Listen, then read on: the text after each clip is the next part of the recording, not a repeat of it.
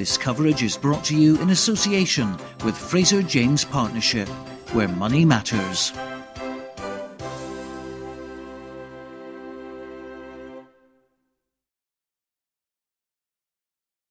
Welcome to Riverside Park in Jedburgh for one of the most exciting finishes to a Borders Sevens tournament in a very long time. Going into this final round, 4 teams were capable of winning the overall prize. Hosts JEDFOREST had 39 points, Kelso and Selkirk joint second on 41, and Melrose were leading the table on 43. And in the quarter-finals, Jed and Kelso were drawn together, so one of them was going out. Well, JEDFOREST drew first blood in that tie, with Gregor Young going over for a try early on, much to the delight of the large home support.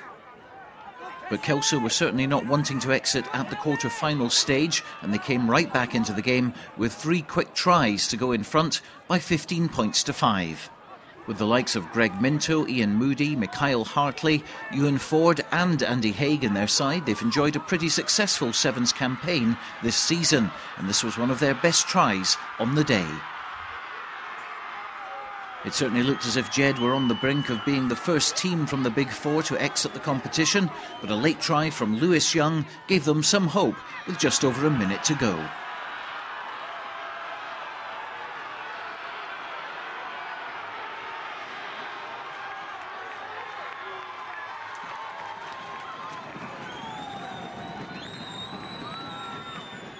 And in stoppage time, Robert Hogg and Chris Laidlaw combined well to get another try on the board, knocking Kelso out 17-15 and progressing to the semi-finals. And you can see exactly what it all meant to the local team in their 125th anniversary season. And so to the first of the 2 semi-finals, and Watsonians had raced into a 21-0 lead over Selkirk, but you could never write off the suitors. And they came back to win 31-26, with one of their tries here being scored by the player of the tournament, Fraser Harkness. Selkirk were desperate to make that final, and this was the score that clinched it for them, Darren Clapperton going over on the right-hand side. So Selkirk were through, but who would they face in the final? Would it be Melrose or JEDFOREST? Well, after their sterling effort against Kelso, it was clear Jed found the going a little bit tough from the off. They were never in it as Melrose cruised to a 45-0 victory. This was one of their many tries, created by Craig Jackson and scored by Alan Dodds. So it was going to be the top 2 teams to battle it out, with the winner getting not only the Jed Sevens Cup, but also the Kings of the Sevens Trophy. Here's what happened as we join our Radio Borders commentary team, Kenny Houston, and first, Stuart McCulloch. Ball comes out then and taken on by Scott Henry to Lee Jones. Back to Nixon. Nixon's got a bit of space here if he cuts inside, and he's in for the first try in this final. And it's Ross Nixon that cuts inside on that Melrose line right in front of the post. First blood to Selkirk. A minute gone in this final. Selkirk 5. It's Melrose 0. Rob Taylor picks up out to Ross Nixon. All the play outside the Melrose 22. Nixon's away again, and Ross Nixon's going to break away, and he's going in underneath the post. Great bit of running there from Ross Nixon. His second try in this final. Selkirk 12, Melrose 0. You know, he had a lot of work to do there. He had players to beat, and beat them he did, and then under the post, and it gives Fraser Harkness the chance of the conversion. So here goes in. Harkness puts that one over. It goes over. Selkirk extending their lead in this final. 4 minutes gone in the first half. Selkirk 14, Melrose 0. Craig Jackson then going on a wee run. Here he goes, and Jackson outside his 22 offloads it, taken on now by Alan Dodds. Dodds on the run now for Melrose. Dodds, he's got support from Jackson. Dodds cuts inside, lovely bit of passing inside to Callum Anderson, and Anderson's going to go in for the try. End there from Melrose. Selkirk 14, Melrose 5. Yeah, well, it's just what we hoped it was going to be. We hoped that no side was going to run away with it, and it was got to be end-to-end stuff. And I mean, that's what it is. Callum Anderson, you know, good try there, and Scotty White making the conversion. So I mean, it's now Selkirk 14, Melrose 7.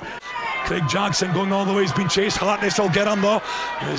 Good support play now from Graham Dodds, and Dodds is going to go in to the far right corner. Good try from Melrose. Graham Dodds going into the right corner, and that was good running from Jackson. He had the support from Graham Dodds, and Dodds goes into the right hand corner. Selkirk 14, it's Melrose 12. Deep inside that 22, quick one taken by James King, comes out to Scott White. Selkirk 14, Melrose 12. John Dale now on the bell. John Dale cutting through, he'll touch down, and that try from John Dale will put Melrose in front. Selkirk 14, it's Melrose 17, a minute to go till half time. As Lee Jones trying to find a bit of a gap now. Jones is away up to the halfway line, runs into Craig Jackson and again into James King as the ball's there, picked up by Ross Nixon. Nixon, is he going to find a gap here? Oh, Nixon's away again. Unbelievable here. He's going to go in for his third try for Selkirk, and Ross Nixon, he didn't touch it down, did he? Yes, he has. Yes, he has. It's all square. It's deep into injury time in this first half. It's Selkirk 19, Melrose 19. It's going to come back on the Selkirk side. Lee Jones acting the scrum half. Lee Jones trying to go he's around away. Cam Anderson, and he's away. Lee Jones, he's going to go into the corner. He touches down, and Selkirk extend their lead in this final. Selkirk 26, Melrose 19. It was a straight foot race between Anderson and Jones well won it fair and square. Fraser Hartness now with this conversion attempt from the far side 22.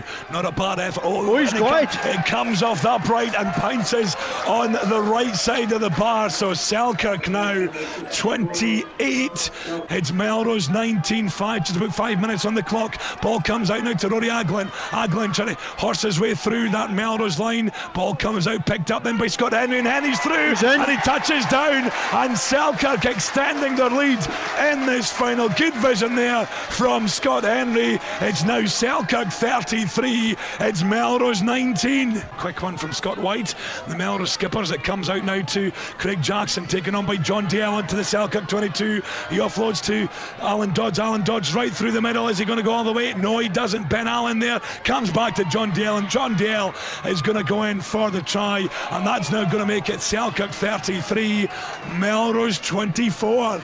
We're into the final 40 seconds. Craig Jackson on the ball for Melrose, and he's under pressure. It's taken on now by Ben Allen. Big hit comes in though by Rory Aglin. John Dale on the ball now for Melrose, out to Alan Dodds. Dodds in, he knows he spotted it was Lee Jones he was up against, but Alan Dodds cutting through the middle. Here he goes. Now Dodds is on his own at the moment for Melrose, up against Hartness. Alan Dodds, Rory Aglin going across, but Fraser Hartness, nice pop pass, and here comes Scott White. White then, is he going to go in the left hand corner? Simple pass in, it's going to go in, and King is going to go in for Melrose underneath the post, and that's going to make it 33-31 right on the 10-minute mark. This conversion goes over. We are going into sudden death. Absolutely fantastic, and Scott White, I mean, he's right in front of the sticks here. Pops the ball across. It goes over. It's all square in this final. Selkirk 33, Melrose 33. Yeah, we're going into sudden death. 5 metres from their own try line. Ball comes out, stolen by Melrose. Comes out to Alan Dodds. Dodds on the ball for Melrose. He's going round Clapper, and Alan Dodds could be in here. He's into the far right corner. Dodds, does he touch down? It's been given, and Melrose are going to lift the trophy. 38-33, and it's Melrose who are kings of the Sevens. What a final. Yeah, absolutely superb. Worthy of what the occasion was.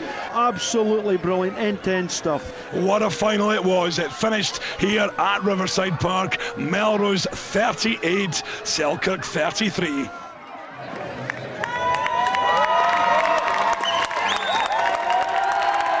that Kings of the Sevens title, what does it mean to the club? I mean, it's massive. I mean, after the disappointment we've had with the 15s and stuff, obviously it's nice to get a trophy that means a lot, you know. Kings of the Sevens, you know, we've never been able to send our strongest 10 to tournaments the last 2 years with 15s, but season ended shorter this year, so we're able to send our strongest 10 to the last 4 tournaments, and I mean, to come home with a trophy, I mean, it's just amazing. To come back twice, I thought it showed a magnificent character, and you know, I'm really proud of the boys, the way that they worked today, and the way the commitment to the season's been outstanding in the 15s and the 7s. But today, to dig that deep today and get that victory was brilliant. This coverage is brought to you in association with Fraser James Partnership, where money matters.